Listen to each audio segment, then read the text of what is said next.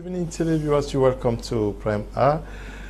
An edition that is going to be revisiting what was discussed last week on this same platform that has to do with the Matricule syndrome, asking the question as to whether it is a blessing or a curse to Cameroon.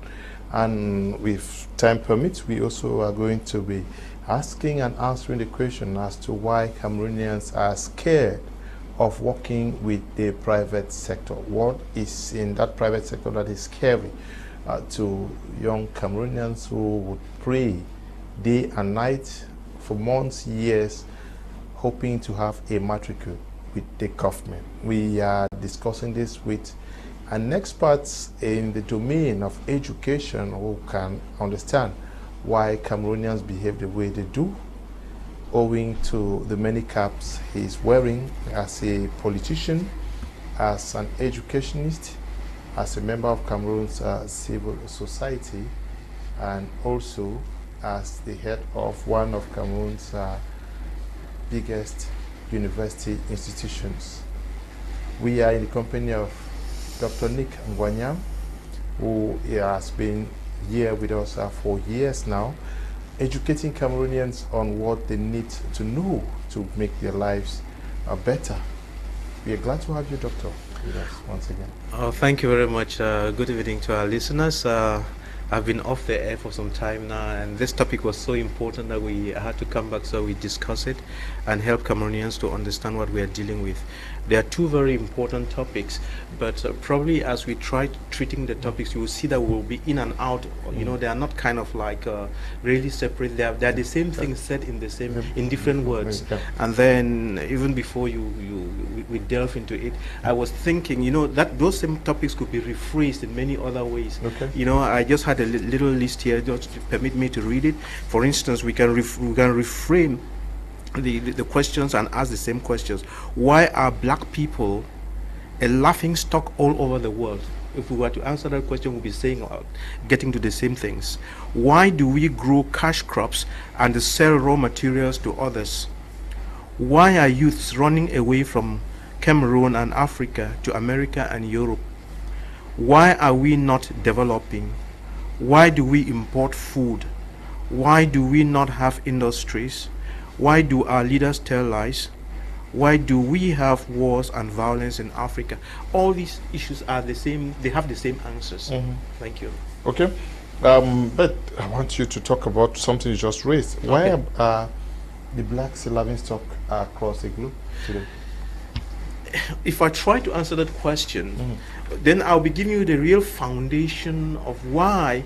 You know, if you can answer that question, then we will have the answers to all our questions. Okay. All right? You know, to help us to understand, black people come from Africa. But if other nations and continents are laughing at Africans, is it that they are laughing at the territory called Africa, or they are laughing at the people called Africans? And if they are laughing at Africans, what is the problem? Why are they laughing at Africans? Because, to tell you the truth, Africa is the richest continent on earth. And, you know, if you were to open the floodgates now and say, if Africans should go to America visa-free and you provide the planes, you will sweep almost all Africans off the territory called Africa to America.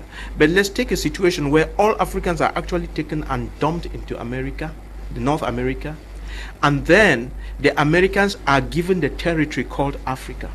They will be very happy. The Americans would like to come over. I mean, if you were to do that and say, America, give us your territory. We love America so much. We'll move, all of us Africans will move to your America because it's a great place. And then you can come and take what this useless place called Africa. The Americans will gladly do that because this is the richest place. You know, but so the problem at the end of the day is not this black color that they're laughing at. They give you the impression that they're laughing at your black color. It's just that when they see the black color, there's something behind that black color that makes them laugh at you. You are very rich, but you don't know it. You don't know how to solve your own problems. You go around begging when you are the king. So if If we could understand that and ask the question, what are we going to do so that this kingship can stand out and begin to do those things, then the African will become the king actually. So there's something that we are not doing, and it is that thing that is at the source of our problems. Okay, so if we were to move over to let's say the United States, but if we were to be given the opportunity to live in the United States, or given the United States or Europe, are we going to add to its development, or we are going to bring America or Europe backward? That is the problem. That is the problem. Have you seen some of these new buildings that have been built in Cameroon? Like, the contractor finishes a beautiful building, and then we have this opening ceremony, and everybody comes and dances, and the keys are handed over. Come back one year afterwards, 2 years afterwards, and look at the very building, and you feel sorry for yourself. Go down to Yaoundé, go around all the ministerial buildings and see how much grass is growing, how much litter is everywhere, how broken the toilets are. And then you feel like weeping. That is our problem. The question is, why do we behave like that? So America looks good and attractive because they are doing something. They are doing something with their structures there, with their development. It is the human brain and that responsibility that is working the system, and then we are running to it. So the houses don't look after themselves. The computers don't look after themselves. It is the American who is working to generate all that wealth. So if you were to move that person called the American to Africa and give him all our resources and carry us Africans with our behavior and ignorance and take them over to America, we'll run that place down in 1 year or 2 years, and then we start trying to run back to Africa. So we are running after the American mindset. We are running after something that they have. We have our own, but we don't realize it because of our education. We are not putting it to use. And then we are running after somebody who is taking what we have and polishing it and giving it back to us and making it look like heaven. Okay, let's talk about the Matricule syndrome. Whether it's a blessing or a curse to Cameroon. Yes, where can you situate Cameroon's growth and development thanks to the public sector? Thank you very much. For starters, let's just make the statement so that we don't have to go over it. You say what? Matricule syndrome, blessing or curse? It is a curse. Okay. That syndrome, that thing that is in our mindset that you must have a matricule number, is a real curse. That thing is killing us big time. A real curse, and we are here this evening to try to help people to understand why it's a curse and to try to see how we can begin to move our youths away from it. It's very important. Now, all human beings are called upon to work, all right? And if you put the question, why did God create me? Why did God create you? God did not create you to come here and just be watching our stars, watching football, and then you die. No. God created, for those of us who believe in God, because there are a lot of people some people who don't believe in God. They think that they came from some big bang or something like that. But for those of us who believe in God, we always ask ourselves the question, why did God create us? Why did God create me? And once you ask this question, why did God create you, and you actually understand it very well, then you begin to know your purpose for being here, and then you would start working towards that purpose. You don't live a life that has no purpose. It's very, very important. And we'll say that God created us for a couple of reasons. Number one, God created us so that we could love Him. God created us so that we could worship Him. God created us so that we should work. And God created us so we should love each other. We should worship and praise Him. So these are some of the reasons why God created us. It was first for His glory, and then so that we as human beings, we can work in His garden. Work in His garden is very important. Some people think that working is a bad thing. So now when it comes to working and then loving each other like we love ourselves, when it comes to working, it's no question God doesn't have to deal with lazy people. If you are lazy, you will not have the blessings of God. Okay? Now that said, it's very, very, very important that we're in the right standing with the kingdom principles and know why God created us, because actually there are two kingdoms on this earth: the kingdom of light and the kingdom of darkness. And in the kingdom of light, the people in the kingdom of light they have some characteristics. They love, they have faith, and they speak the truth. The people of the kingdom of darkness are people who are very greedy, they are haters, they are violent, they cheat, they do all sorts of abominable things, and they don't love their neighbor. So it's very, very important, first and foremost, if you want to succeed, to decide in which kingdom you want to function, the kingdom of light or in the kingdom of darkness. If you choose the kingdom of darkness, you are not going to have it well with you. And people who function in the kingdom of light, one thing about them is that they are very wise, and God gives them this intuition and ability to create. So that is their specificity, and God gives them resources to be able to solve problems. So there are people who are not fearful, there are people who are sure-footed, and so on. So these are some of the things that I have to tell our brothers and sisters. Now, when it comes to work, this thing that God wants us to do, there are only two places where you can work. You can work either in the civil service or you work in the private sector. So you can work in the civil service and you can also work in the private sector. But that said, people who work in the civil service, there's nothing that stops them from taking up some other functions in the private sector. And you know, but we've come to a place where, because we're in a third world country, everybody wants to work in the civil service or do a white collar job. And the beauty of the civil service, why do people want to work in the civil service? The first thing is that the civil service is doesn't, in Cameroon, might be elsewhere, you know, the people are responsible. The civil service in Cameroon, once you join the civil service in Cameroon, then you are sure of your job security, so to speak. You are sure that you work until you die. Nobody is going to ask you why you came to work or why you didn't come to work. Nobody is going to ask you for output and for results. You go in there, and whatever you do, you get paid at the end of the month, and people love that. That's why they will come to the offices at 10 o'clock, drop their suitcases and their coats. At 11 o'clock they are out drinking in a bar, and at 2 o'clock they are gone. So it's a mindset where people have won something for free.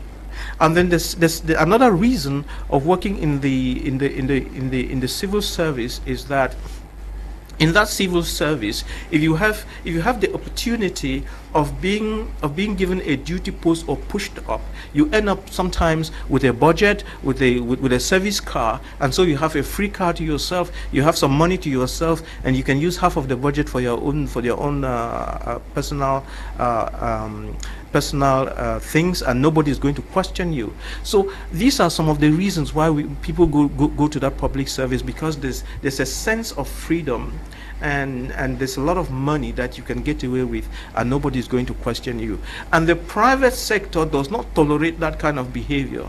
The private sector calls for results. You must bring results. If you don't bring results, you are going to be pushed out. That is the key element of the private sector. You must be productive, and you must be responsible, and you must have skills.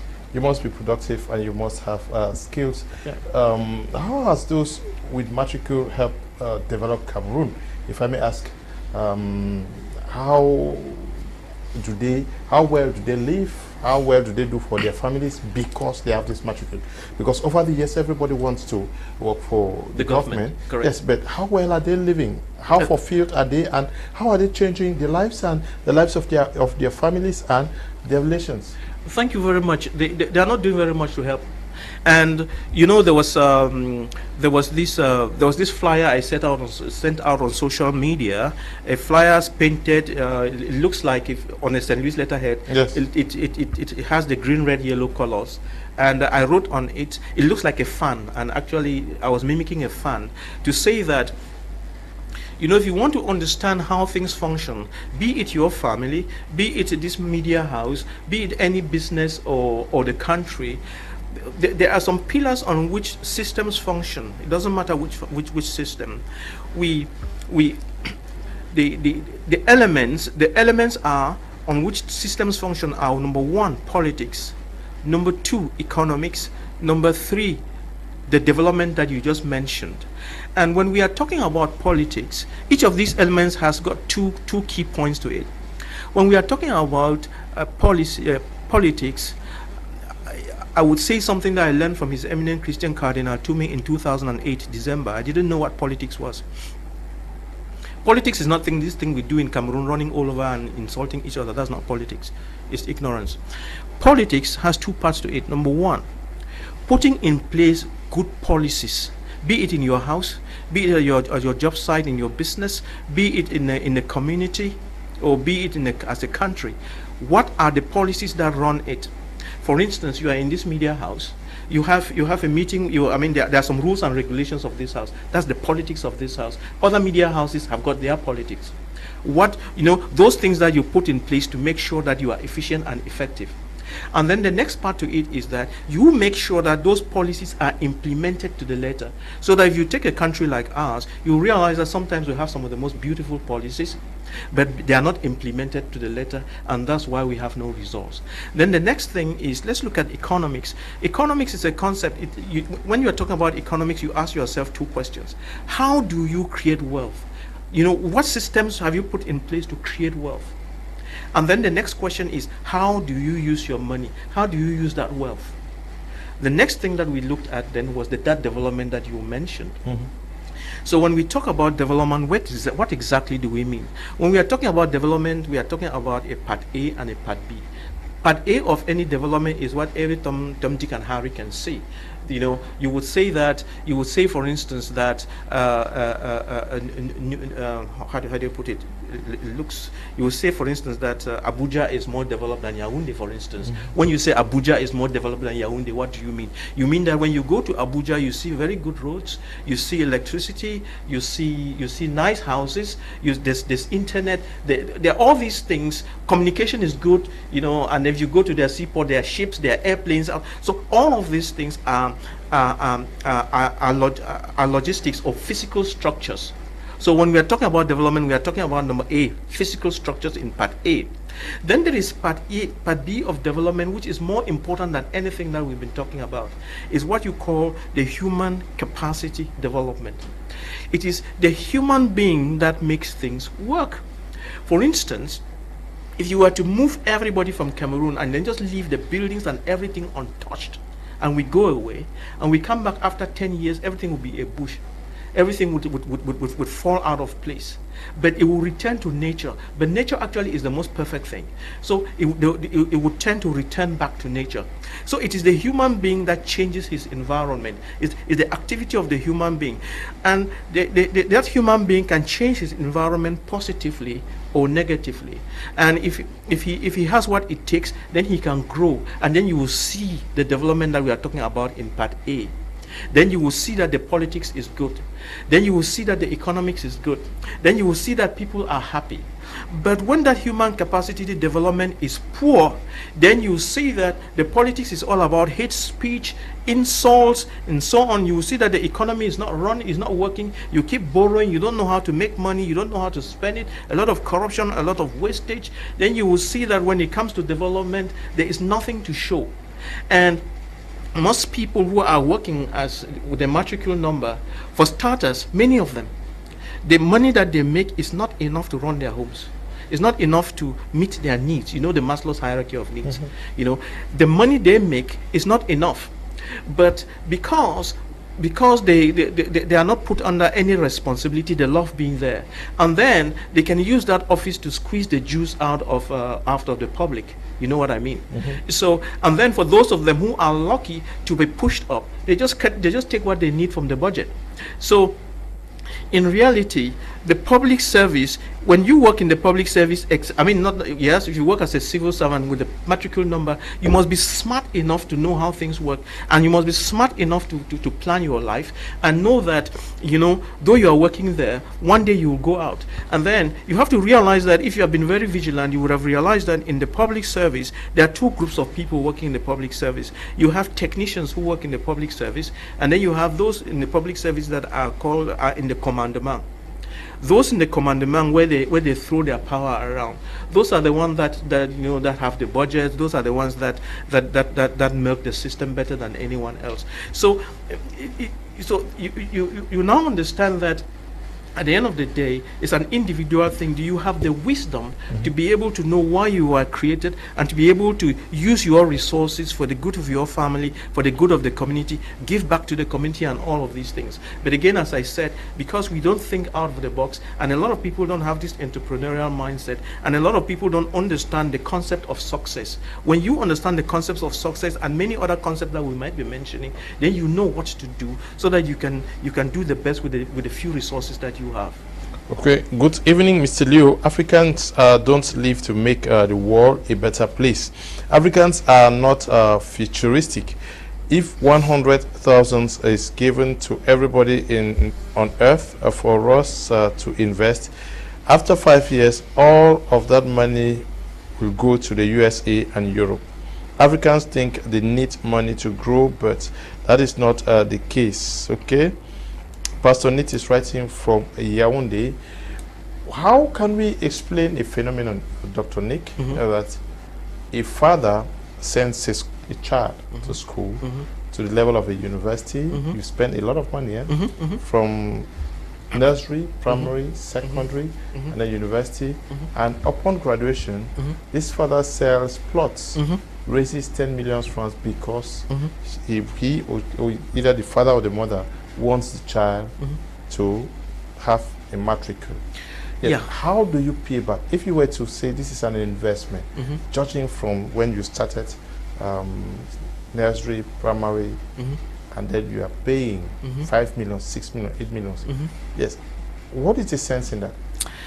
It's our system that is broken. It's actually a system that is broken, and we don't know how to solve our problems.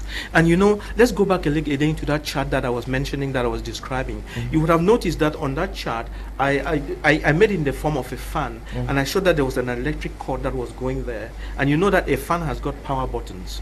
Now, that what I call the electricity of things, what makes the fan turn is the electricity or the energy that we put in it. And therefore the question is, what is it that makes the politics good? What is it that makes the economics good? What is it that makes the development good? It is called education, sound education.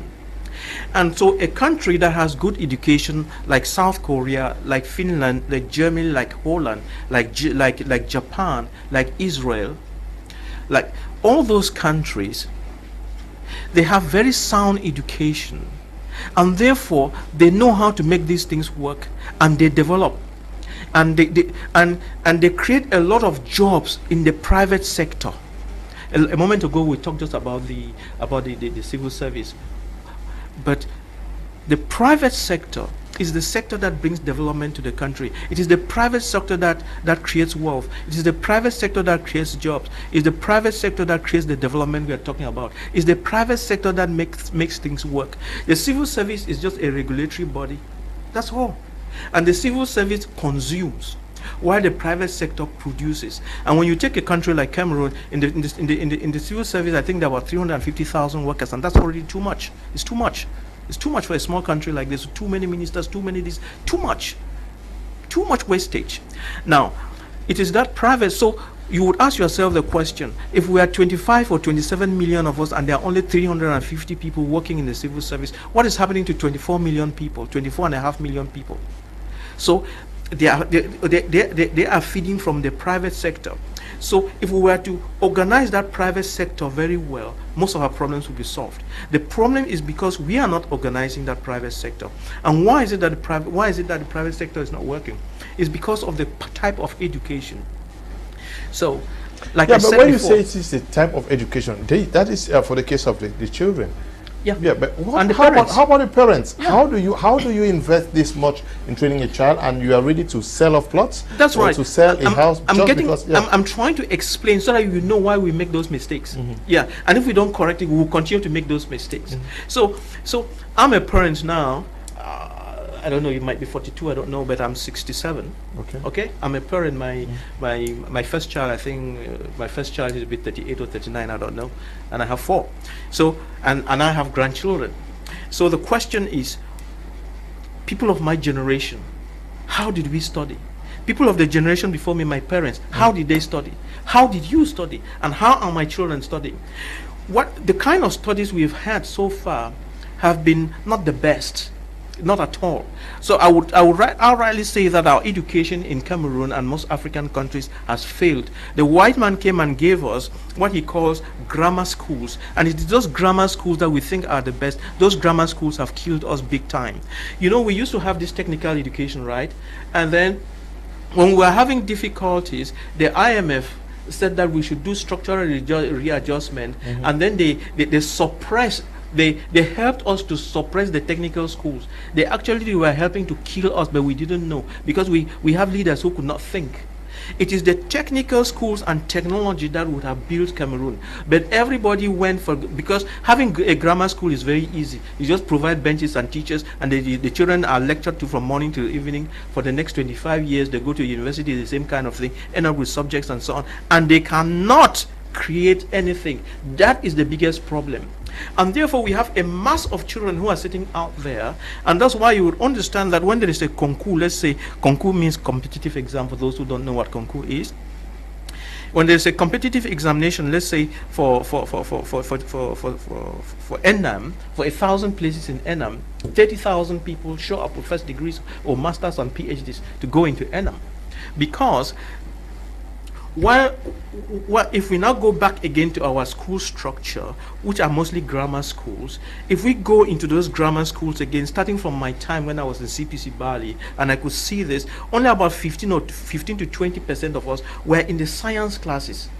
And then the rest of the 80 were in the arts classes. So the bulk of our children, 80% of the bulk of the children in the country study the arts. Yet, to create wealth, to make the private sector function, to create industries, and to be able to create wealth and solve problems is the science, technology, engineering, and mathematics that you need. But our children the bulk of our children are in the arts, and they cannot create jobs with what they have learned, and therefore they just pressure. And you know, corruption comes to play when the demand is more than the supply. Are you getting the point?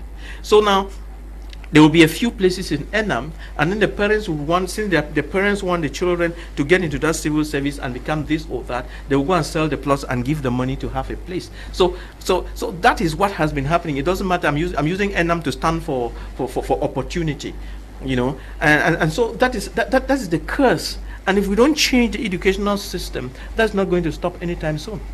It's not going to change anytime soon.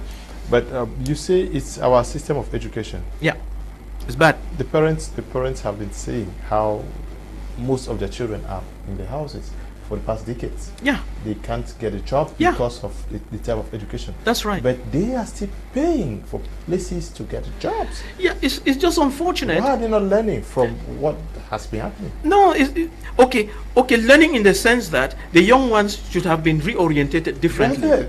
You see, for the past 20 years, it is common to go out there and hear a father or mother say, my children are in the house, Grace don't finish university, you know, get job.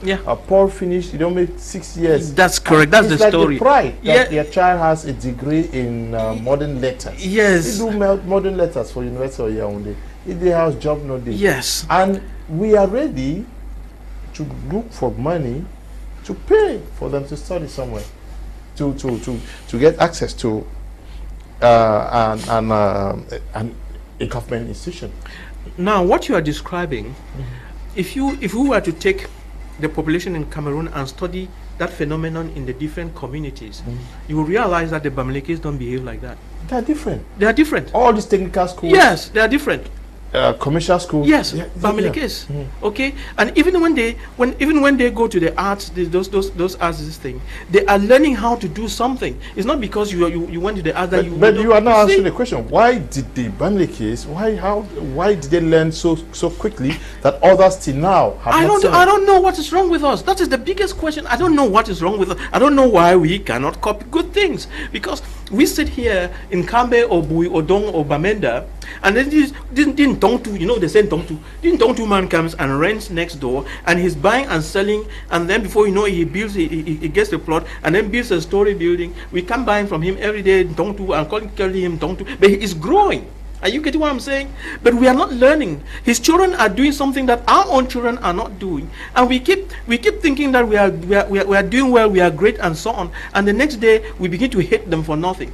Like in other parts of the country, and I don't want to be mentioning names, you know. So now you have this Sajina, Tongtina, all these kind of things. It just has to do with the fact that, you know, man pass you carry it back. Okay, man pass you carry back. Good evening, Mr. Leo. Matricule is a curse. People should not allow themselves to be reduced to a number. Satan's number one plan for your life is to make you to do a good thing because he knows you are too smart to do a wrong thing. So he distracts you with good things like a matricule number so that you don't do the right thing for your life. When you are carried away by matricule number, it reduces your thinking capacity and you end up living a life of average. Okay. Nyako Humphreys writing from Bonnaberry. Good evening, Mr. Leo. Africans don't live to make their lives better. Okay, they are slaves to the white man. Okay. Good evening, Mr. Leo. I'm Fomunyo Chin from Yaoundé. Please ask Dr. Nick when he thinks he can be the next president of Cameroon. Okay. Practically speaking, yes, many persons are watching us. Yeah. And especially in those remote areas, yeah, people think that having a matricule number is a panacea to life problems. You are someone who knows what it takes to live life either in a city like Douala or Bamenda. How much would you require to live a decent life in Cameroon based on the salaries that are paid by the public sector and be able to invest and living the large life that we all dream of? It's very, very difficult to get going. Okay. Because, you know, at the end of the month you are given so much money. From that money you have got to pay your rent, you've got to be paying your transportation, you've got to be paying for electricity, for the health of your children, for the schooling of your children, for the food, and it's not very much. You know, 150 to 200,000 just goes away like nothing. It's not really very much. You would barely just be getting by. So honestly, I don't know how to answer that question because it's just so difficult. You know, I don't want to create a problem by asking that question. But I know that as a medical doctor, when I was kicked out of the public service, I think my salary was 250,000 francs. That's when I was kicked out of the public service as a surgeon. But that was not much. That was not much, and we have to be looking for ways and means of helping ourselves. So let's suppose you are working in the civil service or working anywhere as an employee for that matter, and then you are giving so much money a month. You know, you should create other sources of income. Don't just depend on that. And the other source of income that you can create, which is the best, is farming of animals and farming of plants. So that you can feed from your farm and you can sell some of the produce, and then you only use the money that comes in to do some things, let's say pay for your rent or something like that. But you should eat from your farm. For instance, my wife made a certain observation. You would have noticed that on Fridays many Bamilikes go back to their villages, and also many of those Bamilikes, they have a lot of farms around the big cities. They go to those farms and work. When they are coming back from their village in Bunda or wherever, they carry the food that they are going to eat all during the week. And if there are spices, they grind all the spices. They bring everything. You know, it is the other people that go to the market to buy food and so on. Bamileke people don't go to the market to buy food. They don't. They eat what they grow. You understand? And if they must buy, they buy from their own. So they have a culture. It's a survival culture. But you and I will sit here with our little meager salary, and then every day you have to go to Marché Bonamusadi to buy this, and at the end of the day you don't have the money and you are stressed. So we need to know how to get by and create other income streams. And then even before you take the microphone now, that begs the question, how do we earn money. What are the different ways in which we can earn money? Yeah, but Matricule syndrome, almost everybody is now a teacher, and 6 years down the line, we discover that maybe the amounts that are paid as a teacher cannot take care of our family lives. Is that also one of the push factor for almost everybody to wanting to engage in politics, and not the politics, and not the politics to develop, but politics to get rich? Because where we found ourselves cannot effectively meet our needs. Yes, the politics in Cameroon is not the politics for development. Okay, it's not the politics for development. It's not pragmatic.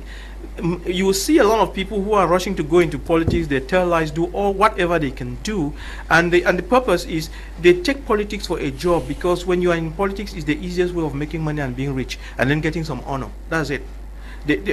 What is pushing a lot of people into politics is not because they want to help their people. It is not. When you see those 350 political parties, they are scams. It's not because they want to help people. It's just, those things are NGOs. Everybody is trying to see how they can put their teeth into the national cake. That's all. And get money and get some ego to throw around and have people bow at you. That is the only reason. Our politics is not for development at all. So people seek it just for the money that we will get, or they will be able to cut corners. That's all. Okay. So Eli, please. The Matricule syndrome is a strategy put in place by our leaders to control and maintain their positions. Cameroon is not a curse, but the actual political leaders are the sources of our problems. Okay. Good evening, Mr. Leo. The Matricule syndrome is a curse in Cameroon. If all Matricule holders were to depend totally on their salaries, no one would like to keep a Matricule. Oben Wilson Tabi Ojong, writing from Witingi. Good evening, Mr. Liu and Dr. Nick. I wished all these old people in the Matricule system of this country that are wasting our resources. Last 2 Saturdays, I attended a wedding which these people spent over 30 million just for a wedding, just because they occupy positions in this government. When on earth could they have gotten this money from if they were not embezzling our resources? One government administrator told me of how a colleague would make 400 million after every 3 months when he was the controller of salaries in the Southwest region. Truly speaking, while it's a cost to the nation, some individuals take it as a golden opportunity. Theodore Mengot, writing from Yaoundé. Good evening, Mr. Kum. The topic this evening is just with what I came over one time. Have a glance over it. Not being aware of your potentials is as good as not knowing even your name. That's who Africans are. Someone who does a thing well refers to himself as doing it as a white ridiculous. Okay. Someone who does something well, they refer to him as a white Pan-Africanist. And Nkrumah, Gaddafi, etc. Where are you? Kagame, don't be discouraged. Right on. Bother not about our mentality and that of our comrades. Okay. Now, Dr. Nick Ngwanyam, we talked about Matricule, the link between the Matricule system and politicking, going into politics because we want to amass as much wealth to take care of ourselves and our families. Let's look at Matricule system and the rate of embezzlement. When you look at the salaries that are paid to workers in the public service, should we today doubt why there is so much corruption, embezzlement around? You know, you can argue that there's corruption in Cameroon because the salaries are low, but that's just a simplistic way of looking at it. Okay. Then you will ask yourself the question: what of all those people who have all those? All right, that's a different thing. But you have somebody who has all the food that he needs and some rotting in his farm, but as he's passing by, he still steals the bunch of plantain of his neighbor, and you are asking what is wrong with him. So it's a mindset. A thief is a thief. So it's very, very unfortunate. The question is, how will we stop it? Because if we don't stop it, the country is going to go down the drain. It's very, very important that we fight this corruption and embezzlement as best as we can. because if we don't, we would end up in a ditch.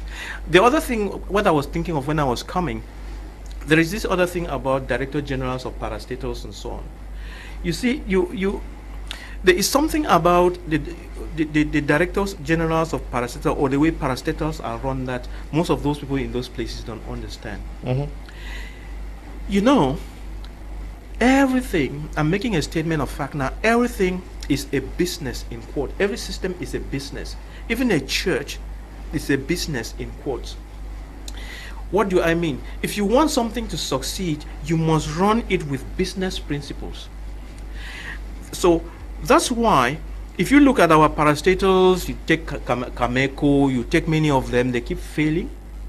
And you ask yourself, why? You know, I was meditating. I know how much, I've been very close to you, so I know what you go through to get this house to run every month. I know how you struggle, and sometimes you spend sleepless nights trying to see how you raise money to meet up with your overheads, to pay the staff. Because every staff, I know you have so many staff here, and for each of those staff, we are more than 45. There are more. So Mr. Kum generates income every month to look after 45 persons with their families. And we said, that means for all of those 45 people, you pay their rents, you pay their food, you look after their health care. That's a huge responsibility. And somebody will not know that that's what you're going through. That's what the private sector is all about. Now let's go back to the public service. All right, you have some of these directors running these things. I was just thinking, I will not call names, but sometimes, well, let's just call it for the sake of calling, so we can. Okay, let's go like to CRTV, for instance. CRTV, I'm asking the question: if we went into their books to find out how much money CRTV generates all over the nation, can that money pay the staff and take care of the investments and all the night allowances and all whatnot? The money that they generate, can they pay? You see the sense of the question. So now you will see someone who is working with you wanting to rush and go and work for CRTV. Fair and good. If they go there, that's fine. They'll go get free money. But they are going to a system that sucks money from the government, but cannot pay its overhead itself. So someone else is putting money in there, like that CRTV tax that they cut from everybody, whether you like it or not. I'm sure they generate a lot. The marketing, commercial and marketing agency of, I'm sure they generate a lot of money to take care of that, Dr. Nick. No, it cannot. It cannot. The money that they generate cannot pay their overheads. No, it cannot. You're not a board member. No, I'm not. I might not be. But if they can, then that's good. But now let's look and see how much they are paid. I mean, we are just using it as an example. When you are paying, what is the raison d'etre for paying a director general 7 million, 13 million, 20 million, or 25 million francs a month? What? When a teacher is suffering down there, or medical doctors working their ass out and then suffering with patients, they're getting 350,000, 250,000, 400,000 francs for the lucky ones. So these are some of those disparities that create a lot of problems. You see something like Cameco that is not working with 2,000 workers, 2 planes, and director generals from left, forward, center. So because most of these people, they are just administrators and don't have entrepreneurship skills in them, and they just sit there, wear a coat and dish out orders, but not realizing that they are supposed to use those structures in a manner that it generates enough resources to be able to run them, and then put some money in the state coffers. So that's why the state has to be, taking money from the sales of timber, taking money from the sales of oil, taking money from the sales of cocoa to inject into these things, and then a few very highly placed directors, they take that money away as salaries. So there's something that is not right, and we ought to correct it. There's something that is not right that needs correction, according to Dr. Nick Ngwanyam, our guest on today's edition of Prime Hour. Good evening, Mr. Leo. Please ask Doctor. He said he was kicked out of the public service, meaning if he was not sent out, he would not have been an entrepreneur, meaning he would have been enjoying the Matricule syndrome. I must say, Doctor, have been given a very educative point. Nelson is writing from Bamenda. Yeah. Good evening. Can I just answer that person before we go? I Okay. mean, just so that it helps. Okay. I think I'll answer to this question so that it helps. Don't forget that I was trained by the Cameroon government. I went to QS in those days, and I had a booth. All right, we went to QS and we were being paid money for going to school. And then after that, I went to Kenya to study, and that was a WHS scholarship. And that WHS is Cameroon money, is your taxpayers' money. I went to London to study, and it was still the booth. It was your taxpayers' money. So and when you go under those conditions, you have to work for the state. It's a way of paying back. You pay back to the state whether you want it or not. It's just the right thing to do. You work, we work for the state, and then you pay back. So it was that paying back. But don't forget, when even though I was working as a medical doctor, if you ask the fellows with whom I went to secondary school in JMBC and CPC Bali, especially those of them who knew me in CPC Bali, I had a photographic shop, and I was a photographer. I was earning money. I started earning a lot of money from Form 3, and when I went to QS studying medicine, I was still taking pictures and making money. So making money to me is something that is in me. And then when I left medical school as a medical doctor in the first year, I bought a bus and I put it on the road to be running between Yaoundé and Bamenda. It was called Fancy Express, a blue bus, Dina. So creating system to me is not something that is new to me. And in primary school, I sold firewood. Okay, you sold firewood. I also sold firewood. Yeah, so people should not think that. Okay, good evening. It's Elvis from Dogbong Douala. I think the youth should emulate the entrepreneurial mindset. Today, it's very easy to switch into IT, and with IT, it's easy to create startups, solve problems that contribute to the nation's growth. Good evening, Mr. Liu, and special greetings to Doctor. Doctor, you have been missing. In fact, Mr. Liu, whenever Doctor is on your debate program, I'm blessed. In fact, Mr. Liu, the issue of matricule numbers has made many Cameroonians to think they must cover for all they spent in school. Victor is writing from Du. Good evening. This is a very amazing topic, and for our country to truly have a change, we need to start from the root, which is our system of education and way of thinking. They need to stop the system of education of grooming people and create independent thinkers. I'm Emmanuel Nkengafak, watching from Bonaberry. We're talking about a system of education today. We hear a lot of talks about entrepreneurship, entrepreneurial university, this and that at university.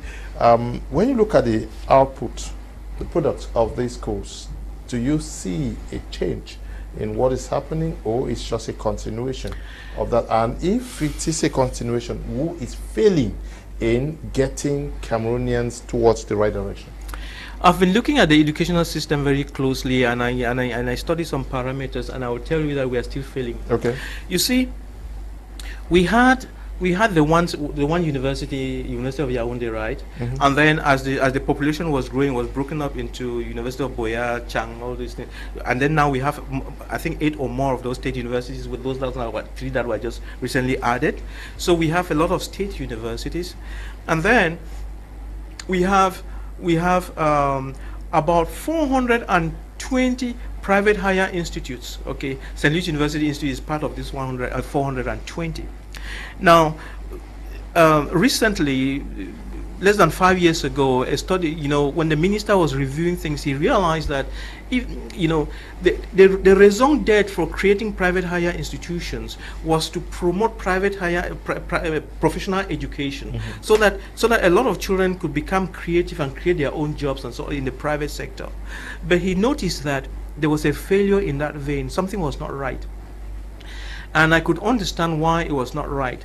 You remember I told you, when you look at the structure of our secondary school education, 80% of the students are art subjects. And to be able to create things in the private sector that add value, there must be technology and in the industry and engineering in it, and which we don't have. So that's one of the biggest things. So you will see many of these institutions. When you go into the 480, you would also realize that 80% of most of those students are studying banking and finance, management, judicial stuff and so on. So you see, we are still following that pattern, and we are piling up in those areas for which there are really no jobs. That is our biggest problem. But nobody is creating something. We are training a lot of youth who are not creating much. And then those students who have gone to the state universities are only studying disjointed subjects, mathematics over there, physics over here. Even the physics, mathematics, biology, and chemistry could still be useful. If we were to change our educational system, we would take all of them and repackage them so that they become the teachers of STEM. But when you have philosophy, sociology, and so on, they cannot help themselves. Microbiology, you cannot help yourselves. So this is the biggest problem. And until we go to the roots and change that educational system and make it such a way that instead of having 80% of our students studying in the arts, the 80% should be studying science, technology, engineering, and mathematics, leadership, agriculture, industrial agriculture, food transformation, financial intelligence, many of these things, social behavior, leadership. So the question is, what exactly do we do? And I know that many youths have been running away from these other subjects because the teachers who teach them don't do a good job. That's the problem in the secondary schools. So we need to revise that and make sure that the learning of science, technology, engineering, and mathematics is fun. You do it in a fun way, but you are learning, not cramming. It's not the cram work. If you were to change that and make it very, very practical, it will be great. It will be great. We need to catch up with the youths who are training in Singapore, South Korea, Japan, Israel, Germany, Holland, and Finland. If we don't do that, we'll be in a huge mess. Yes, but how do we get our Matricule system in Cameroon work for Cameroonians as individuals, their families, and the nation? To make it work, we just have to leave it as it is. Okay? There's very little you can do about it. You leave it as it is, and you make the private sector successful. When you make the private sector successful, then it will keep many of the youth in the private sector. Because if you train the youth very well and make the creation of industries, and we can talk about it some other time, it's very easy to get industrialization going in this country at a click of a finger. It's very, very easy. Government just has to change some policies and just do a couple of things, and we'll be flying.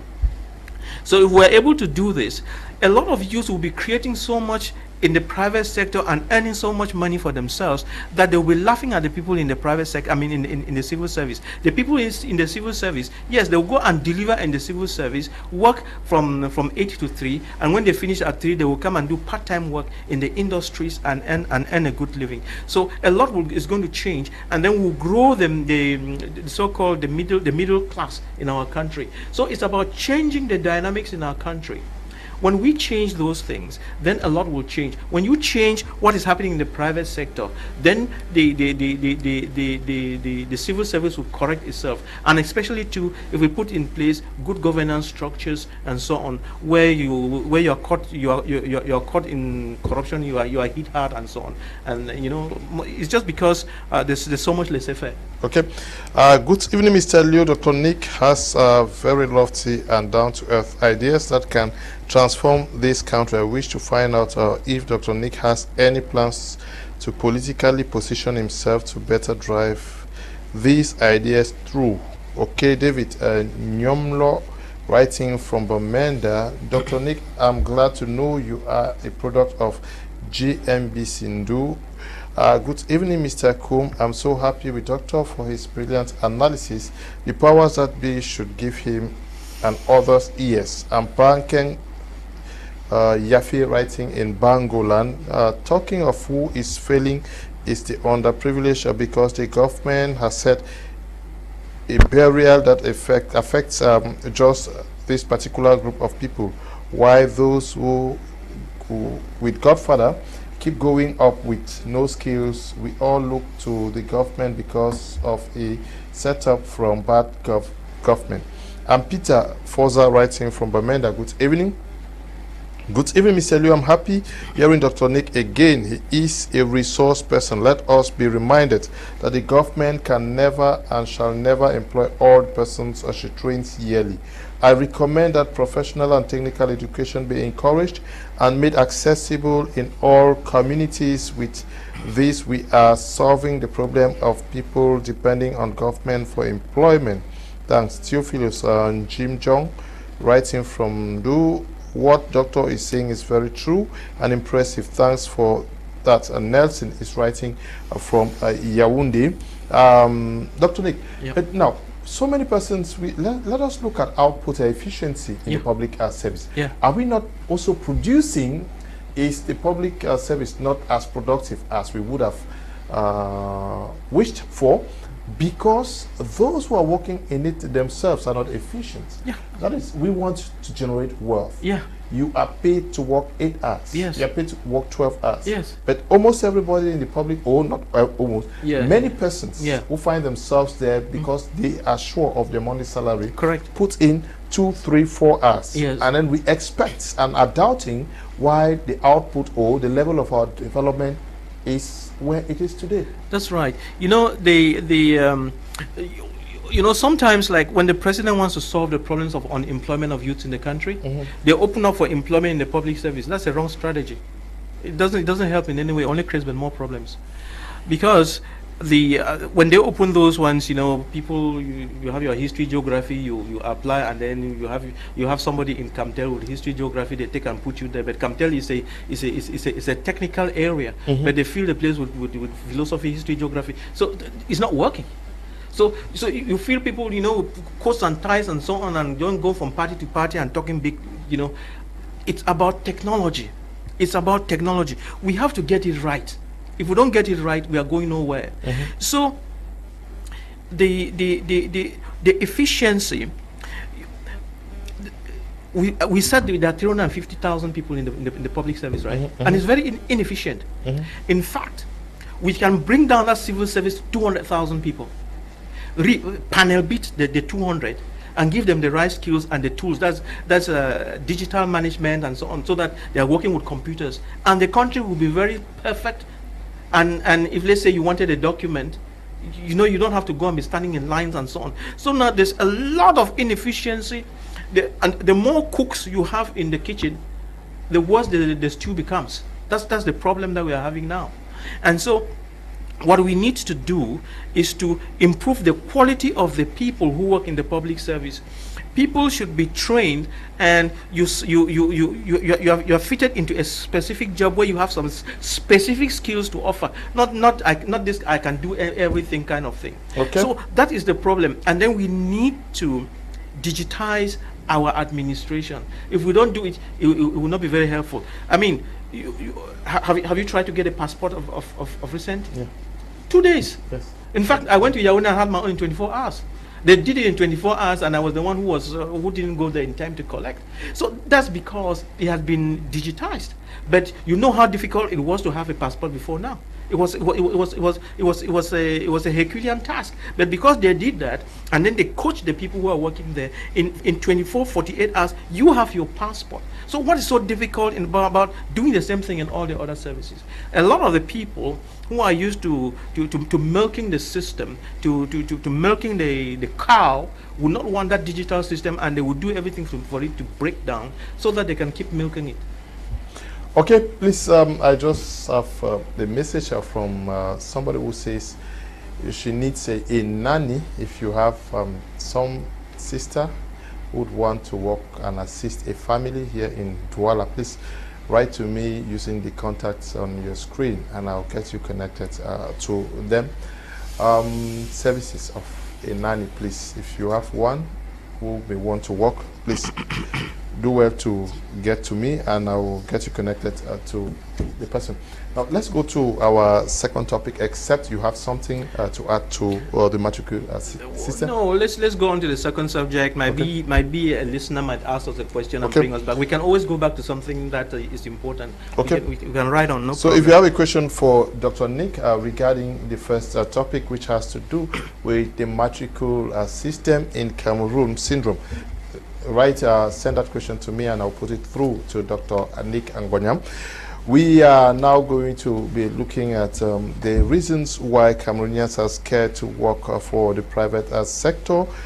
Dr. Nick Ngwanyam, is that the impression you have when you look at the way Cameroonians behave? Yes, yes. Many Cameroonians they don't like to work in the private sector. Okay. Yeah, and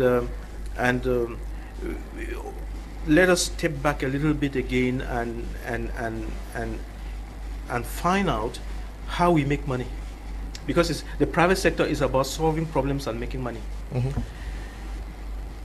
We make money in life from one of 5 ways, and you can combine some if you have the strength and the skills. The first way in which we make money in life, that is you can make money as an employee. That is, somebody employs you and pays you a salary at the end of the week, 2 weeks, or at the month. And to be an employee, you'll be an employee either in the civil service or in the private sector, in somebody's business or something like that, and then you earn a salary. So that is it. You work, you put in time and skills, and then you earn a salary. It has its advantages and its disadvantages. Number 2, you can work as a self-employed person.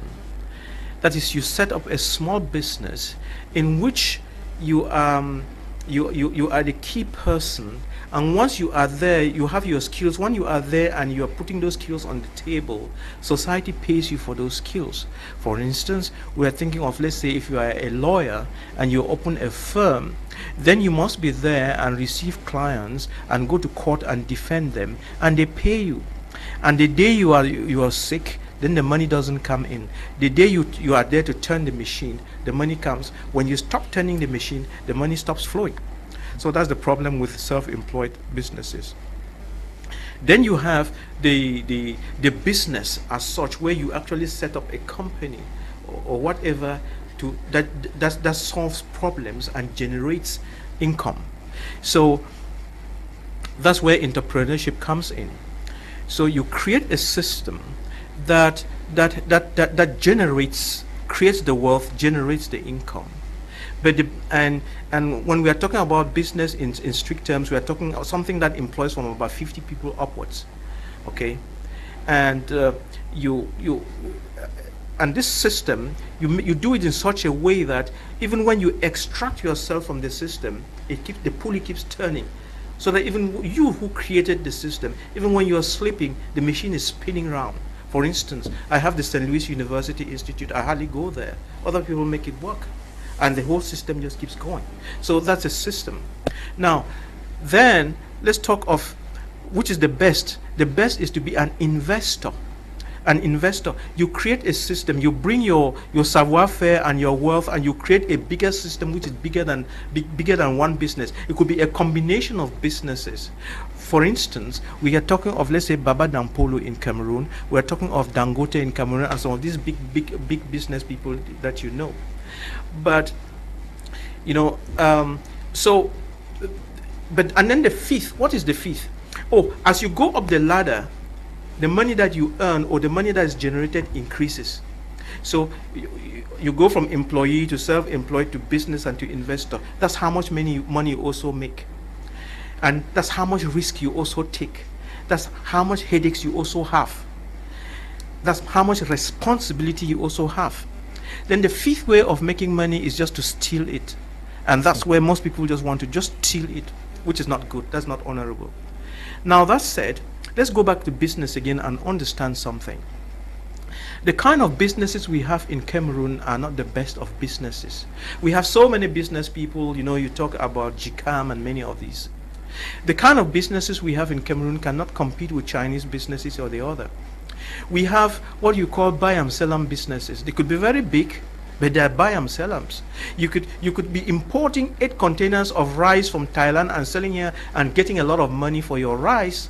Fair and good, you have money, but that's not entrepreneurship, and that's not the kind of business that helps the country to grow. It might help solve a problem of hunger, but that's not the most efficient way of solving that problem. The best thing to do is to create a business that is creative and transforms and adds value to things, so that you take things from the environment and add value to them, or you go to the environment, see, like the people who import rice. No, why import rice? Go and open the rice farms all over Cameroon. We have fertile lands, we have rain, we have good temperatures. Open the farms and grow the rice and provide, instead of sending out money. So all these things come together to create the best of environments where things happen. So when you have an environment where the violence is going up, you see they're killing women all over, and there's a lot of violence going up, is because of poverty and many other things, and many youths don't have work. So we have to create a system where the private sector takes over, has more importance than the civil service, where that private sector creates wealth, private wealth for young people, for old people, for men, for women, for everybody, where everybody can find their can have their take home. It's very, very important that we create a system in which everybody survives. You cannot have a society where a few people have and the mass of people have nothing. If you have that kind of a society, you always have problems. We have to create a society, not that we want everybody to have so much that the bands are breaking, no, so much that they can meet up with their Maslow's hierarchy of needs. What do we mean? People should have enough for food, for water, for sleep, for shelter, for safety. Those are the things. Dr. Nick. Yeah. Why are Cameroonians afraid to work in the private sector? They are afraid to work in the private sector because the private sector is very demanding. In the private sector, you are not paid for your certificates. You are not paid because you are the son of the president. You are not paid because you look beautiful. You are not paid because you are tall. You are not paid because you don't have a bald head. You are not paid because all that is bullshit. In the private sector, you are paid for results. There is a problem, and that's what the private sector is about. That's what entrepreneurship is all about. Entrepreneurship is about, you identify, you ask the questions, what is it all about? What is this problem all about? You ask the question, why do we have this problem? And then you ask the question, how can these problems be solved? Then you create a system to deal with these problems and solve them. Then nature pays you. That's how businesses and investments are created. So once you do that, you must be very responsible, you must be skilled, you must be responsible, you must put together a team that can begin to solve the problems so that the money comes in. You make money and you also spend money. So you create the system that is efficient and effective. And to do it and not get under, you must be very responsible, you must be honest, you must be trustworthy, you must know what you are doing. When you say you are going to deliver, you deliver. You must be trusted. And so people don't want, number one, for starters, many people don't have those skills that they can bring into the private sector in a creative environment. They don't have the skills. So you open a job and you ask people show up with certificates in history, geography, and so on. They don't have the skills. Then the few who have the skills, when you take them in, they don't want to put in all those hours. They want to cut corners and so on. So it's a behavioral thing. We want something for nothing. That is the problem of Cameroon. A lot of youths want something for nothing. That's why there's 419 scamming and so on. This idea of someone for nothing, something for nothing, a free beer, a free food, free this, free that, instant coffee. No, we don't want to go to the process. And that's where the problem is. People want free things. People don't want to go through the meal. People don't want to be responsible. People don't know that in life, you have to sow. I'm not talking about sowing in the church. You have to have the mindset of a gardener. What does a gardener do? He has his seed, then he goes out there, gets the farm, clears the farm, prepares the farm. The rains come, he plants wheat, tends the crops. When the crops mature, he sells them, transforms them, and gets money. In life, that's what we do. In everything, you must, whether you're working in a firm or doing what, it's the same process. You must put in something, then you get out something. Why are people running away from the private sector? They don't want to put in what it takes to get something out of it. They want things for free. Okay, they want things for free. Now, isn't it also because of the orientation we have of the private sector that it is an area where if you go, you can't make it big. You need to go back to the public sector that your salaries are guaranteed. Yes, it's very, very because of stereotype. Yeah, it's a stereotype. It's very, very unfortunate, and that takes us now back again to our colonizers. They are very bad people. You know, they when they come in, you know, like I said, Africa is very rich with a lot of resources and so on. So they give you a school system, and then they show you that this is education, this is what we do in Europe and America and so on, be doing the same thing, you'll be like us. But in reality, what they give you is not what they are doing. So you will see in 1960, when the French tell us to be conjugating verbs and things like that, it's true they're conjugating verbs, that's their language, great. We thank them for that. But they were learning the technology. By the time they were coming to Cameroon, they already knew how to build ships. They already knew how to build aeroplanes. They already knew how to make to make drugs and make medical equipment, cameras and so on. And they knew what our children would need to be able to build their own planes, transform our cocoa into chocolate, be able to make our own pasta and tomato paste.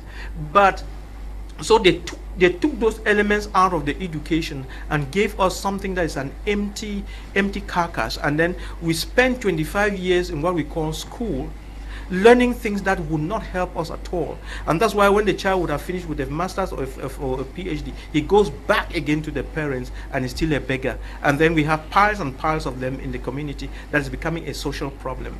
It's because they intentionally took out the technology. And again, I told you, when we were having some difficulties, IMF came in and said, oh, structural readjustment. And then even the little bit of technology like the schools like Ombe and so on that we had, they knocked it off. You know, oh no, it's very expensive to equip all the schools and so on. No, don't do it. It was deceit. They deceived on and we bought into it. And for all these years we have been doing it.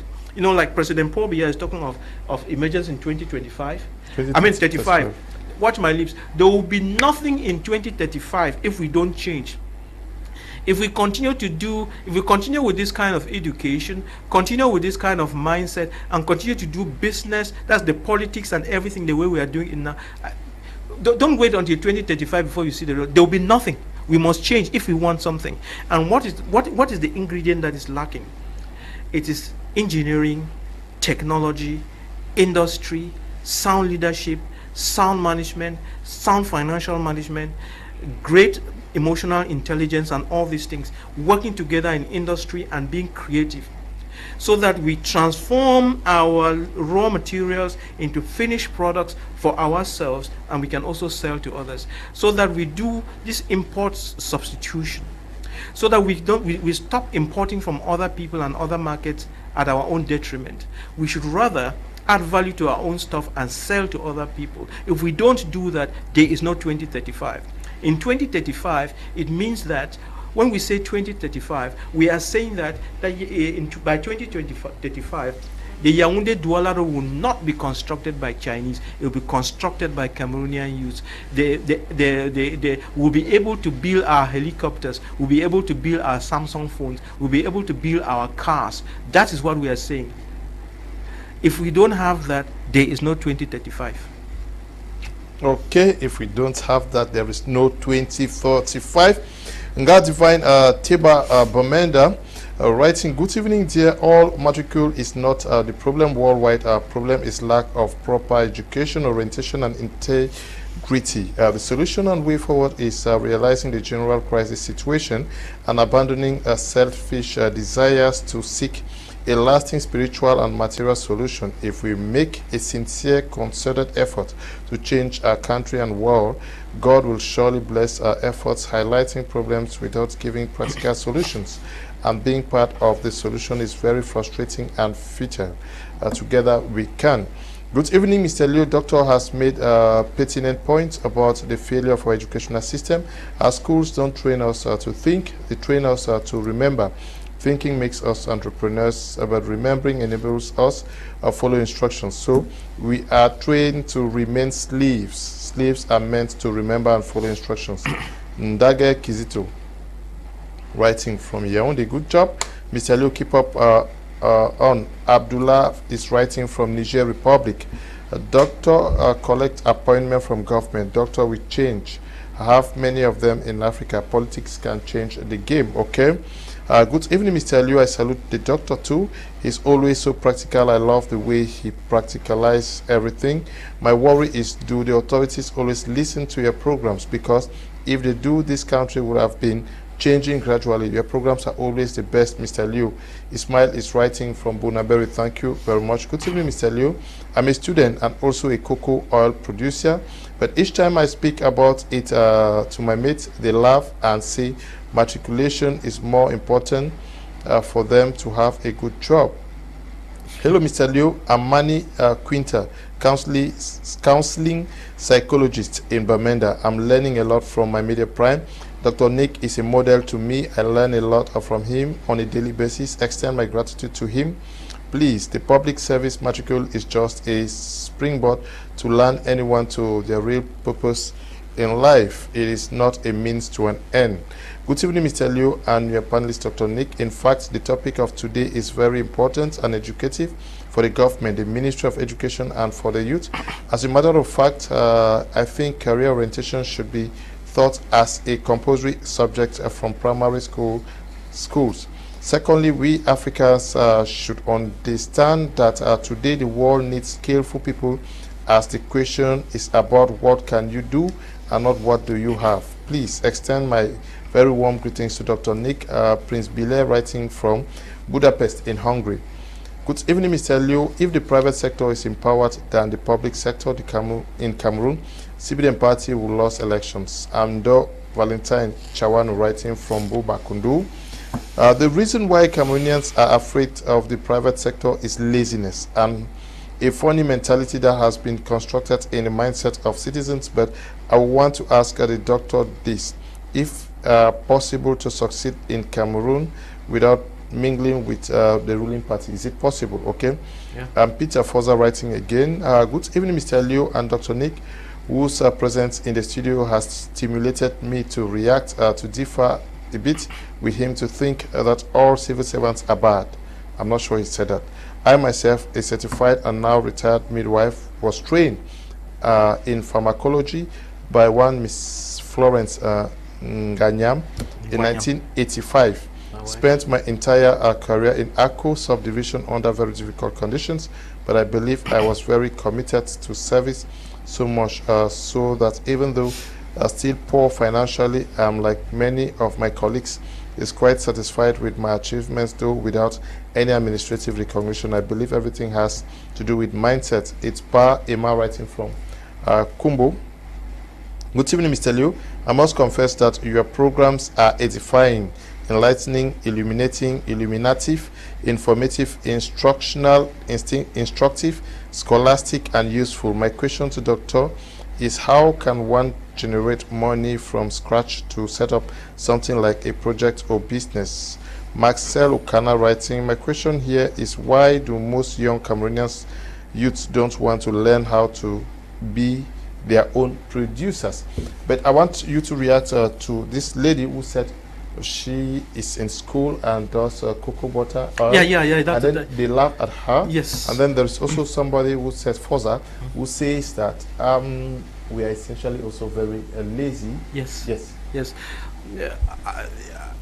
Thank you very much for reminding me. I want to speak directly to this gentleman who is doing the cocoa butter. I'm sure it's a lady, yeah? Yeah.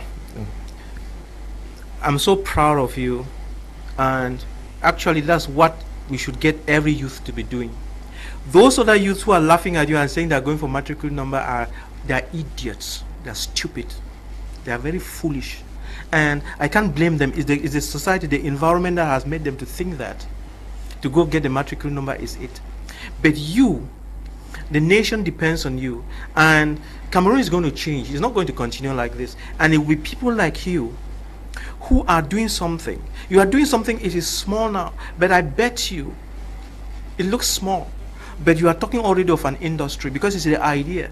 Tomorrow you go and buy the industrial machineries from China and come and make this big industry and be transforming, and you'll be generating millions and millions of dollars for yourself, and you'll be creating a lot of employment. Don't give a damn to those your classmates. There is another lady in Yaoundé, Madame Evodia, who is encouraging the cultivation of the modified cassava by cassavas that has been modified by Irad, and she's been encouraging a lot of people to buy and plant. And there are some of her professors, because she has a PhD, or a PhD student rather, there are some of her professors and some other students who are laughing at her yet she is doing the right thing. So if you in this world, when you are doing the right thing, keep doing it. People who will not do what you are doing, they want to make you feel inferior, feel ashamed or something like that, but actually you are doing the right thing. And I encourage you, continue, don't listen to them, and don't keep the company of such bad fellows. God bless you. Thank you very much. I just wanted to in view of the questions that were asked, to just react on two things. There's one person who talked about God, and it's very important that we come to it. God gives us wisdom, and God calls us to work and solve problems. God is not interested in lazy people. If you are going to be lazy and be calling God from morning till evening for miracles, it will not work. It will not work. But when you pray sincerely and ask God, He's going to give you the wisdom to be able to understand the what, the why, and the how, and to give you the resources as you move on. And another way to put it is, how do you situate yourself? You know, all of us have grown in the village, and you know that in the village, our mothers cook on an open fire, and the open fire has got 3 stones. Okay, those are the 3 stones of life. They are very, very important. One of the stones is what has God done for you and I? What has God done for me? You always have to ask yourself the question in every situation: what has God done for me, and what can God do for me in these circumstances? What is the second stone? The second stone is, what has my country and the environment and what has my country done for me? Okay, it's about the country and the environment. Then, and what can I do for the country and the environment? Then the next one, the next stone is about you. What is your contribution? So most of the time, we never put ourselves in this equation. We keep pointing, we keep blaming God, or we blame the country, but we don't look at ourselves. To succeed in life, you must always take these 3 into account. And then you will see, you know, Mali is a very rich country, and it has a lot of gold and many other things, but it's a desert. So if you take those of us from here and take to Mali, we'll be lost. But for the people who are in Mali, God gave them something on the ground. For those people in Saudi Arabia, God gave them a lot of oil. So even though they have the sun on top, God has blessed them with a lot under. So it looks like they are suffering, but God has blessed them in His own way. The question is, how do you fit in that environment and make use of what God has given you? Then now, let's go back to the concept of entrepreneurship and understand it. I remember you, Mr. Kum, talking and saying that there are some universities called universities of entrepreneurship. That's not correct. There's nothing like University of Entrepreneurship. That's bullshit. Entrepreneurship is something that you get in your spirit. Entrepreneurship is like being a Christian. It's like being a Muslim. It's a spirit. It's a way of thinking. So everybody, it doesn't matter what you have studied, entrepreneurship is learning those skills that allow you, number one, to ask the question, to open those skills that allow you to open up your eyes and see the problems that are in the community and see the problems that people have. So when people are complaining from morning till evening, an entrepreneur does not see complaints. An entrepreneur sees opportunities. And the entrepreneur would ask the question, what is it? And then tries to get a real understanding of it. Then the entrepreneur would ask the question, why do these people have this problem? Why are we having these problems in this community? Why is there no water when there are rivers everywhere? When there's rainfall everywhere? Why don't they have water delivered in their homes? That's how the entrepreneur thinks. And then the entrepreneur will go ahead to create a system that solves the problems he has identified. And in doing so, he creates a business, he creates an industry, and he creates wealth. So don't sit there and think that because you have gone to this university called the Entrepreneurship University, you come out with a certificate that is written on an entrepreneur, then you go around looking from place to place. Hey, employ me, I'm an entrepreneur. It doesn't work. That's not what it is for. You don't go to Entrepreneurship University or whatever so that you can go looking for a job. No, what you are supposed to do is to train yourself to be able to use your skills and then bake the cake and sell it. So when you go to Entrepreneur University is not correct. It's you have to have something that is a major, and entrepreneurship is a tool that you are given to open up your eyes and skills. Yeah, but doctor, are Yes. many persons not scared of the private sector also because of the little job security that is provided for by employers? Yeah. Because in as much as we think that everybody should work for the private sector, the way employers treat the employees also gives the impression that it is a favor you're giving them. That's right. It's something that we have to talk about it and talk about it at length. The watch. A moment ago, we said that people like to work in the public sector because there's no responsibility. Nobody can ask you questions. Everybody knows the minister and everybody has a big man. Tout le monde a un godin, un parapluie. So you can't talk to anybody. Or you can stay away from work for 2 weeks, you'll be paid. But in the private sector, you have to. The private sector, when you create a business, you don't have too many workers. You don't have a lot of people just floating around. You employ somebody to fit into a certain into the pattern of the cogwheel, so that when the other people are doing their thing, he is doing his thing, so that the system works. And when one person fails to do their job, it causes a lot of losses to the institution. Now, that said, I know Mr. Kum works here, and I'm going to use him as an example. Mr. Kum is working in the private sector, and you all bear with me that he's always here in the evenings trying to edify you and bring things to you. So he puts him in his best to get this thing to work. The question is, why would Mr. Tambe throw him out? When and why would Mr. Tambe throw him out, the owner of the institution? So, when it comes to the private sector, job security is not a function of the owner of the business. Job security is something that the employee does. So it is your character and your work output and your trustworthiness and your ability to work in a team and be creative and generating that secures your job. It is those values that allows your boss to give you more responsibility and to increase your salary and to allow you to stay in the job for 40, 50 years while you are alive until you retire. So that's the trick. In the private sector, it is the employee who guarantees his own job security. It's not the employer. Don't say that my employer hates me. No, he doesn't hate you. It is only a stupid, watch my lips, it's only a stupid, very stupid employer who will send away his best workers. Have I spoken?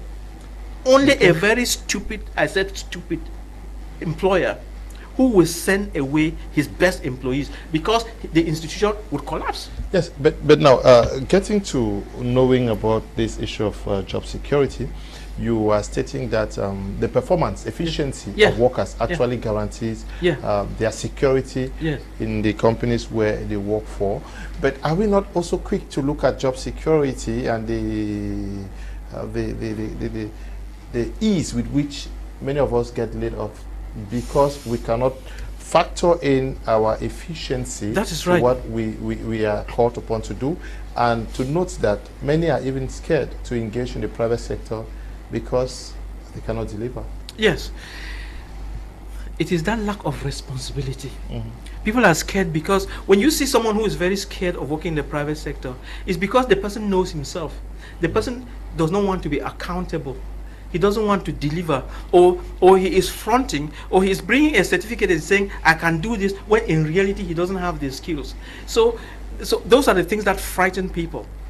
And for people who actually have the skills and are sure-footed, actually, when they are called upon to work in a particular business, they are even very happy to do it because it allows them to train and see how that business is working, so that after that they can clone the business and do their own. You understand what I'm saying? So that you can leave and go and create your own parallel business somewhere, or even if it's not delivering the same products, But because you worked in the business and you saw how the personnel was managed, you saw how the goods were produced, you saw how the machines were managed, you saw you saw the marketing techniques, and you saw about the advertisement and so on. So now you become grounded, and you yourself, you can actually walk out there and go borrow money from the bank and set up something and beat your chest and make it work. And then you also pay people the good salaries you've always wanted to pay. You know, it doesn't suffice to just be complaining. But you have trained yourself enough, you are good enough that you can go and also create a company, spend sleepless nights, pay people very good salaries. You know, if you have a truant who's working in your system, you don't lay him off because you owe him your life. You understand what I'm saying?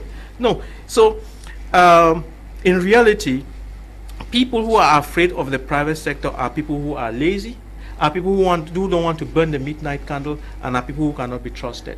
But one must also accept that, you know, for some odd reason, there are some people who own businesses who take advantage of their workers and mistreat them, which is not a very good thing. God is not very happy with that. Okay, many people are afraid of the private sector because of laziness. And Kwan Jacob is writing from Kumbu. Zama Harriet writing from Bafusam says, thank you very much, Mr. Liu, for all their very educative programs on My Media Prime. Appreciation to Dr. Nick for being so objective in his point. Our country really needs to sit up and educate our youth in the right direction, teach our youth how to be self-employed and self-empowered through practical work, not theory. Good evening once again, Mr. Liu. I would like to tell Dr. Nick that most people don't like working in the private sector because what most private sectors do is to exploit employees. Most private sectors, except private schools, sometimes force employees to work even on Saturdays and Sundays. The proprietress of a school where my wife teaches asks the teachers to come to school during holidays even if there is nothing to do in school. There are also companies that present a good pay slip to the government just to win a project, whereas they do not even pay workers up to 60% of what they pay in the pay slip. I have worked in a company that sometimes drivers work after working periods, yet there is no extra wage to encourage them.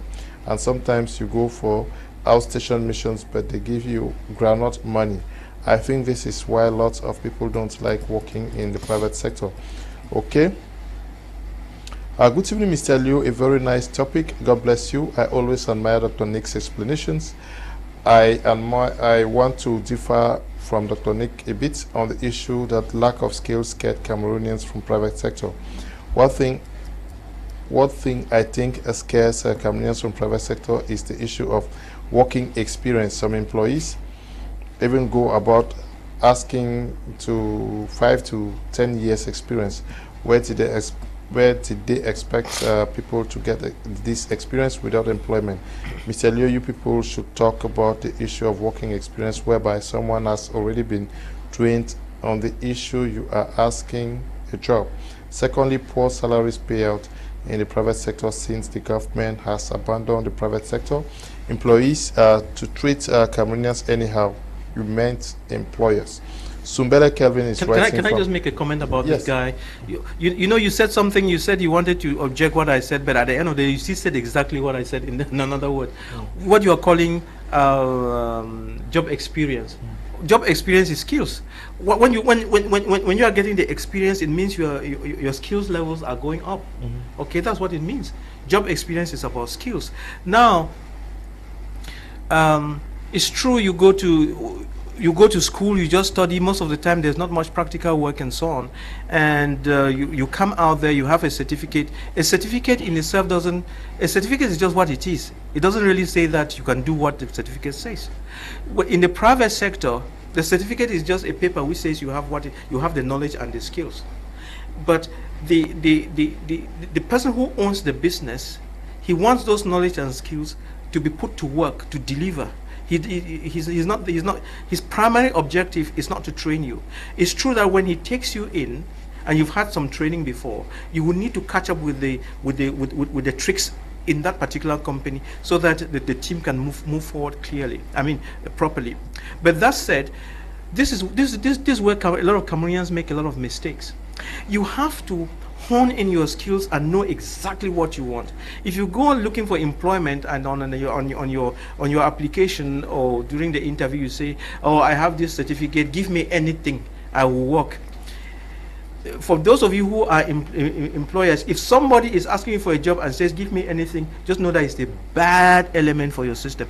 Those give me anything, I will do it is wrong. They will kill your institution. Okay. People should have skills. Yes. Then wait a minute. People should have skills and come in with those skills. Now, this is the technique for getting those skills. Volunteer. There is this thing called, that's the question I was going to ask. There is this thing called volunteerism, which many youth don't have and which many people don't want. Okay, you see a business structure that is working. You just want to walk from the street and come in there and start earning 400,000 francs. And they tell you, no, we can't take you because, number one, we don't have a place for you or something like that. But there is something that you are going to get from that institution if you can find one of your buttocks in there. And that is, you get yourself, you get into that place that works, and that's where you get those skills. So you have to do what? Volunteer. Volunteer means show up. Say, sir, I love what you are doing. I learned it in school. We didn't have much practice. I just want to be in this your institution for as long as you can keep me. But this is the deal. Don't pay me anything. My parents can provide my transportation fee, and I have what I can eat at lunchtime. So I'm not here to ask you for money. I just want to be part of this and see how these biscuits are made and see how this product is being made and so on and so forth. And that is how you get into the system. And if you work there, once they open the door for you and you come in, this is the thing. This is the error that many children have been making. You open the door and they come in, and it looks like they were coming to the factory or so to please their parents or their teachers. They create a drag in the system. But once a door is open for you and you come in, throw in all your weight and your might and whatever you can. There is a guy who came here from one university. Yes. For internship. Yes. And I saw the way the guy was reporting. Yes. The day he ended, I asked him to go and write an application to work here. Yeah. There is one who just came for internship. Yes. For 3 months just to work. Yeah. And I'm already considering getting to discussing her because of her output. That is how it works, my young man. I mean, I don't know whether we wasted our time this evening, but this little bit that we are saying now is the key to your success. Volunteer your services. And you know the people who don't volunteer, you know that there are some children these days who cannot carry a bucket of water for you for free. If you have that mindset where you cannot lift, you cannot help you cannot help a mama with a bag until she pays you. You cannot sweep, you cannot polish your father's shoes in the house. You cannot wash his shirts and iron them for him. You cannot sweep the compound. You're going to mess up in life, because there are those little things that build your character. You cannot fake it. Now, people who are working and who have a giving spirit, because that's part of giving, who have this giving spirit, would quickly volunteer, will quickly work for free, and when they come in, though they came in to learn this and so on, they will see that the floor is dirty, they will mop the floor. They didn't come there to mop the floor, but mopping the floor is part of getting getting that industry to be perfect. So when they see you cleaning the floor, washing the plates, doing the other things, then before going to your job, making sure that you don't leave a chair in the rain and so on, they say, that boy, this guy is different. This guy is different. But when you come there and then you're on your WhatsApp, social media, and sending pictures, a face selfie, and so on, and you cannot do something for anybody, forget it. You will go nowhere in life. That is the key. Volunteerism is the key. Okay. It's very important. Good evening, Mr. Liu. I studied petroleum engineering, but no job. Does it mean that I have to be retrained, and in what area? Okay. You studied petroleum engineering. Great. What did you have in mind? Who was going to employ you? Did you study petroleum engineering because you love it? Did you study petroleum engineering because there are a lot of opportunities? Why exactly did you study petroleum engineering? And what is petroleum engineering? In part of that petroleum engineering, did you learn that you can take some petroleum products and change to something else? Did you learn about plastics? Can you make plastic chairs? Can you do this thing? So when you were learning your petroleum engineering, you were just thinking of being employed in Sonara. That's the problem. Okay. Fai watching from Banyo, I think the reason many Cameroonians are scared to work for the private sector is simply the reason why they like to work with the government. Yeah. They like laissez-faire, are lazy, don't want to be controlled, and they want to make money by doing personal businesses, even at workplaces, plus even going other jobs alongside paid jobs, since the matricule number is there and the computer is telling whether you are productive or not. This is not so with the private sector. Good evening to you, Fai, watching us from Banyo. Good evening, doctor. My name is Larry from Mamfi. I'm a law graduate of common law, and I intend to go to the law school to become a lawyer. Can it be beneficial as a lawyer in our emergency vision 2035? Doctor, why is it that for some have national ID card, it takes more than 2 years? You said your passport was express. Since a year, we have extended our receipt of our national ID card. Yes, passports are different from national identification cards. Good evening. This is very amazing topic for our country to truly have a change, and we need to start from the root, which is our system of education and way of thinking. They need to stop the system of education of grooming yes sir people and create independent thinkers. Okay. Good evening, Mr. Leo. Thanks for the wonderful and educative program, and my special regards to Doctor. Please, Mr. Leo, I wish to request from Doctor an idea. With 1 million francs, what kind of skill can I learn and set up a small business with 1 million? Thanks. Derek is writing from Kong Samba. Doctor, you nailed it big time. It's sound management and good financial management for me. You and wisdom are 5 and 6. Thus, no, you say those who have ears, let them hear. Kudos to Prime R. Ebechem Peter is writing from Limbe. Good evening, Mr. Leo. I wish to ask the doctor, should all the public sectors privatize? Will it not go a long way to fight against the laissez-faire in our country? For example, a government teacher who is ineffective, an irregular school goes to bank and takes his or her salary. If this sector, for example, is privatized, will it not help to improve the educational system in Cameroon? Yes, but we cannot also have a completely privatized system. No, I mean, he's asking a question, and I think I understand him. That is why, you know, whether you call it decentralization or federalism and so on, you know, when you have a hyper-centralized system like we have in Cameroon, a lot of things go wrong because, you know, you cannot really manage. But when you are to decentralize or have a federal system where there's responsibility at the roots, where those teachers are employed and paid down there, and the community can discipline them, all of those problems will be taken care of. But when you have this centralized thing where everybody goes to Yaoundé, then they misbehave. So yeah, you're right. If we change our governance structures, many of those things will correct themselves. Now, to the young man who has a 1 million francs, congratulations, you have quite a lot in your hands already.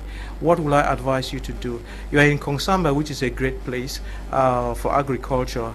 I don't know whether your family has a farmland or you can rent farmland. I know that you can rent a hectare of land probably for 40 or 50,000 francs a year. So let's work with your 1 million francs.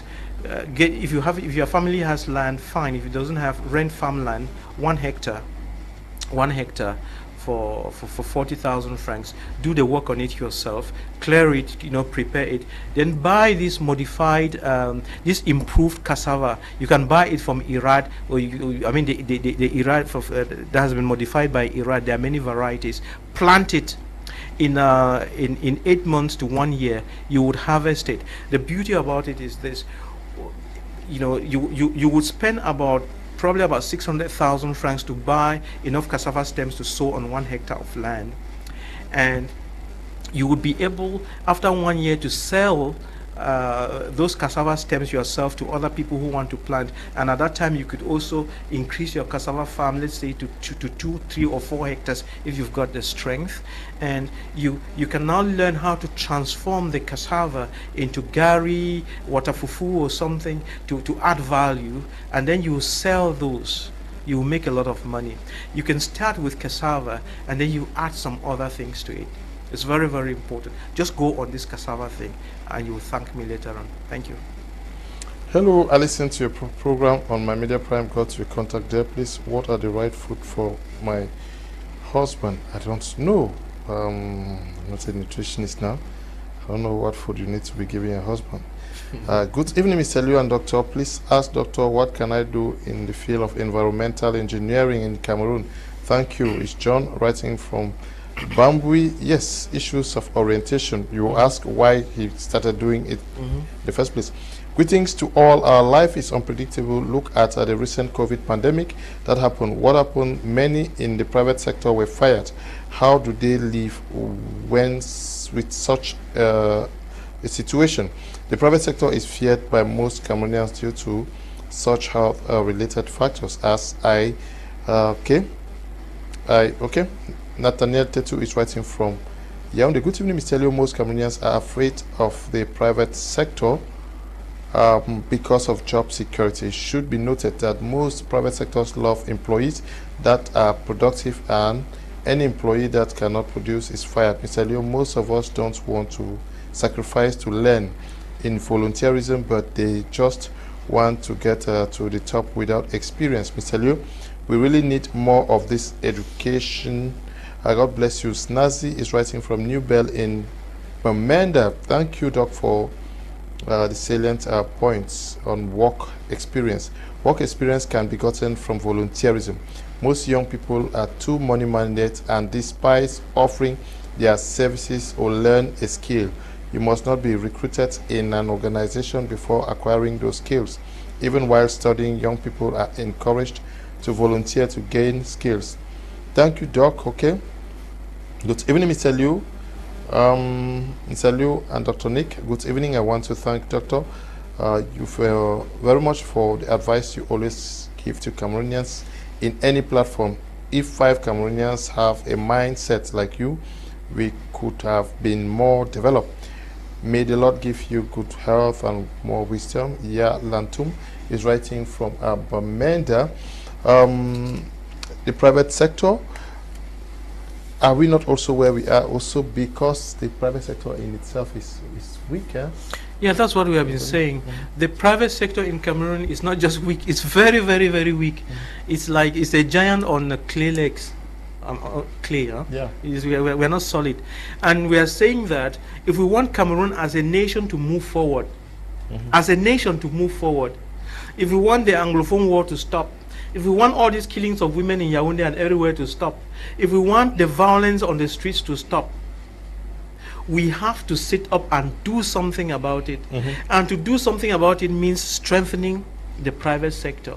We have to put in the energy or the strength or the power or whatever you call it in that private sector. When that private sector begins to rise, then we would by the private sector rising, it means that we are putting we have created a system where a lot of youths are putting money into their private pockets genuinely. That is what we need to do. Help every individual to solve their poverty problem. If we can do that, and you cannot do that through the civil service, it's through the private sector. Doctor, everybody is afraid to or think that they cannot solve problems in our community. Yeah. But effectively, they solve the entertainment problems. Yeah, that's the point. Yes, they use what is supposed to actually the resources. Serve, yes, what is actually supposed to serve as capital for businesses. Yes. To meet the entertainment needs. Yes, that's solving that problem. Yes. For themselves. That is the thing. That is the thing. If you have a sweet tooth for life, forget it. Just forget it. Yeah, you've lost your way. There must be discipline, what you call self-discipline. Go check your classmates with whom you were in secondary school, in university, and so on. Those of them who are used to partying, eating chicken, drinking beer, and so on, they are nowhere to be found. If you have seen anybody who has gone up, it would be someone who was disciplined, who knew where they were going to. And then even as adults, you can see those ones investing and so on. But the other ones who were into women, drinking, smoking, and so on, they are nowhere to be found. So discipline is an issue. You must have you are not going anywhere if you don't have discipline, if you don't have character, if you don't have respect for yourself and respect for others. You remember at the beginning we were talking about that politics? The politics in the system. Every individual has got to have his own politics. What are the rules that govern you? And make sure you follow those rules. Nobody is supposed to be running after you with a cane. You know, it has happened to me about 2 Sundays. I go to the Bonamusa, the Catholic Church. Some time back, I saw some two young people. They had come to church, and they looked very shabby, I would say. You know this hair that is all over the whole place, and the trousers was hanging on their buttocks, and it looked rather tight, and then it was all, destroyed. It was all torn at the knees everywhere. And this is the sad part. The nails, the boys, they had some very long nails, 10. They looked like Dracula.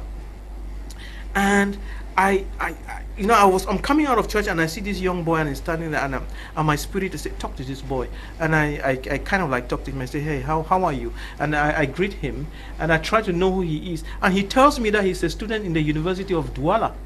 And I'm scratching my head. I said, what on earth? What kind of are these the kind of students? Is it the future of Cameroon? I just shook my head.